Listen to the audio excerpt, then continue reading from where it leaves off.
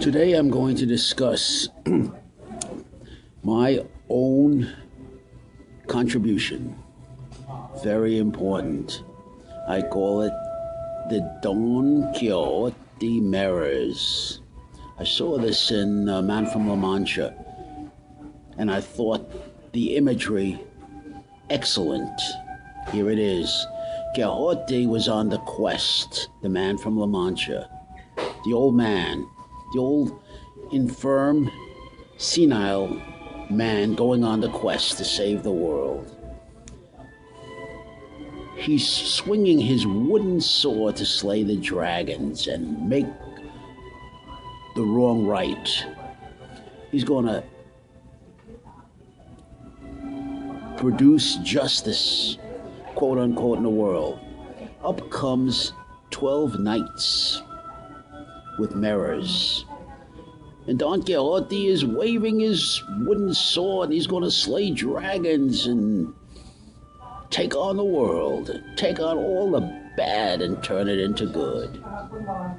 And the Knights of the Mirror, the lead knight says, Quixote, this is in the dead of day. The sun is bright. Says Quixote, I am the Lord of the Mirrors. And Quixote says, I am Lord of La Mancha. Lord of the Mirrors, with his 12 knights carrying mirrors, says, Quixote, all I see is a feeble, sterile, impotent, foolish old man waving a wooden sword. Now, Quixote, look into the mirror. 12 mirrors come up, and the knight says, Quixote, tell me what you see in those mirrors. And Quixote sees his dreams. He says, I see a noble man on the quest. The Knight of the Mirror says to Quixote, no, I'll tell you what I see. I see a weak, stupid, senile old man, crazy man. And then it goes around the mirrors, and each knight reveals Quixote to himself. And as the knights are talking, Quixote has to look in the mirrors, 12 mirrors in a circle. And in each mirror he sees how foolish he looks. Stupid, foolish old man waving a wooden sword, wanting to take on the dragons of the world. I'm talking realism here, man. Before you can do anything, before I can do anything, I'll put it in the first person. Talk about myself. I have to look in those Don Quixote Knights of the Mirror, look in those mirrors and see what I look like in the light of day. I have to come to grips with what my opponent sees. If you're on a quest, you better be realistic about that quest. You better be street smart and practical, but you have to be fair with it too. Watch when you're on the quest to meet a woman and you're in the jungle, and it is a jungle out there, especially for a man like me. Now I'm an old man, I'm 71, riding out into the sunset. But I'm a short man, 5 feet 3 inches tall.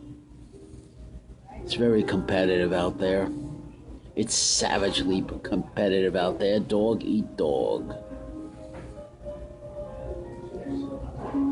When you go into the nightclub or any club to try to meet a woman, it's each man for himself.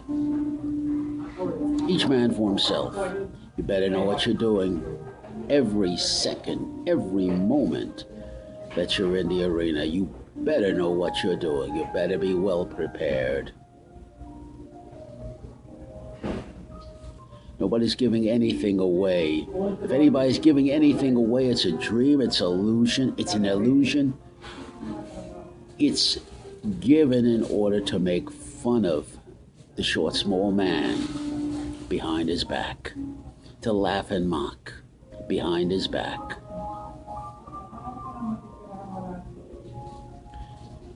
You have to get skills down to rote, just like a martial artist. They have to be innervated so that you do the practically effective behaviors immediately. Stimulation response. Stimulation reaction. That fast, like a fighter. Sharp and fast. That's your social, street smart, street tough, street aware skills.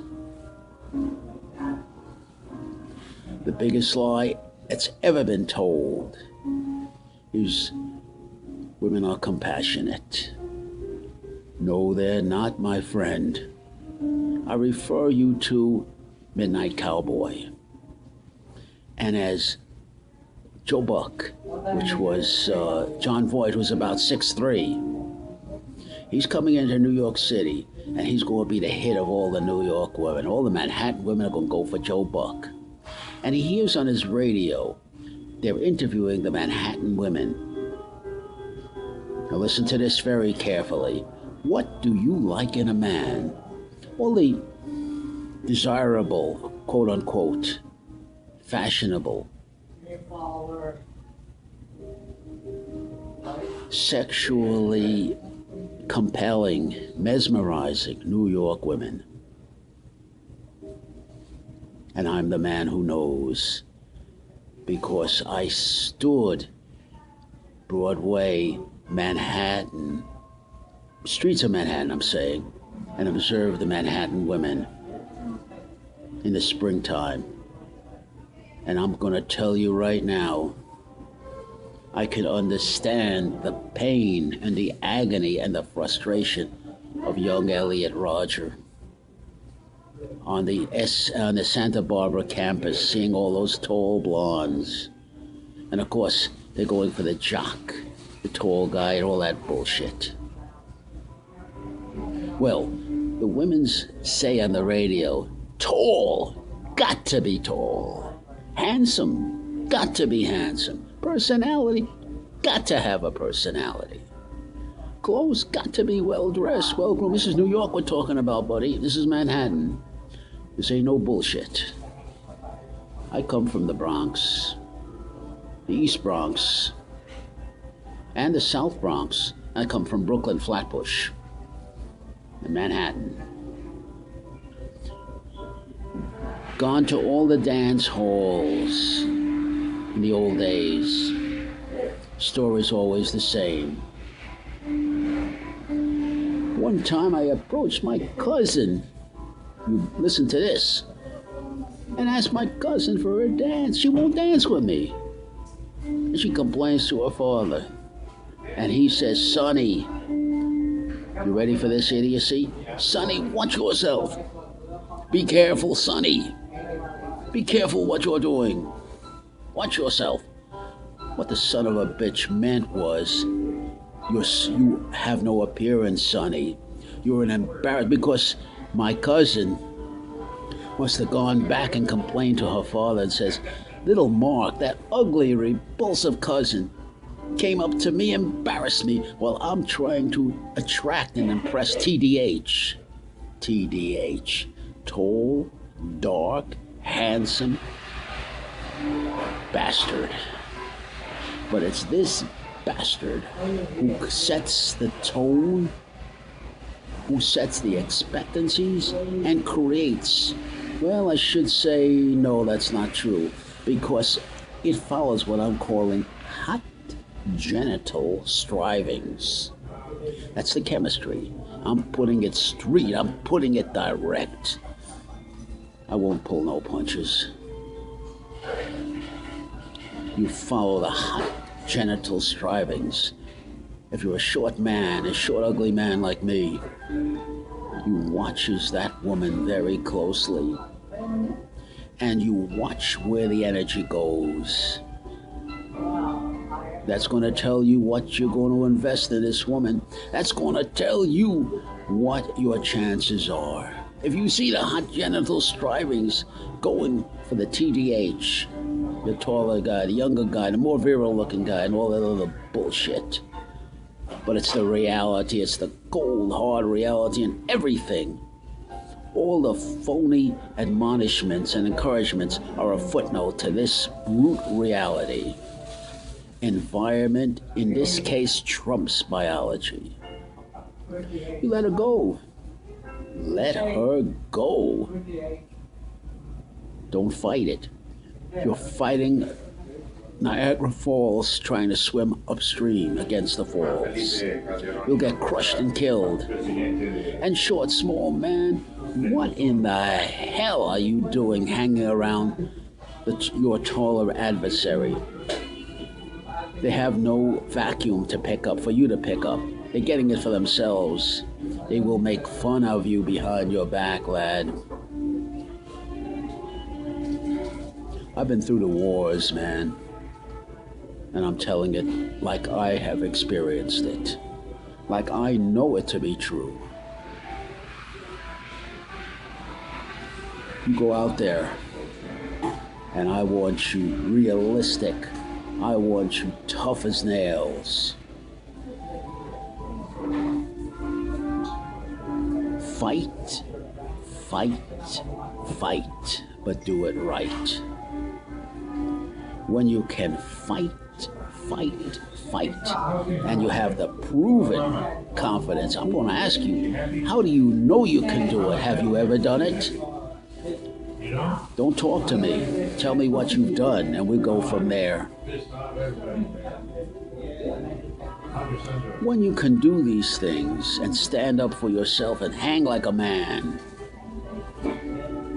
then you can be the quote-unquote polite, charming, debonair, well-mannered, well-coiffured, natty New York, Manhattan gentleman. But you better have money to back you up. You better have a lot of money to back you up. Bullshit only goes so far. Somebody has to foot the bill. The best question ever been asked. Very simple. Somebody's talking, I'm going to do this, I'm going to do. Stop. Who foots the bill? I'm talking about the price. There's a price for everything.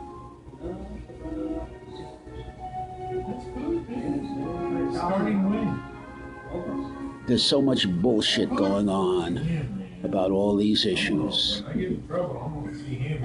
Thought I'd put my 2 cents in for what it's worth.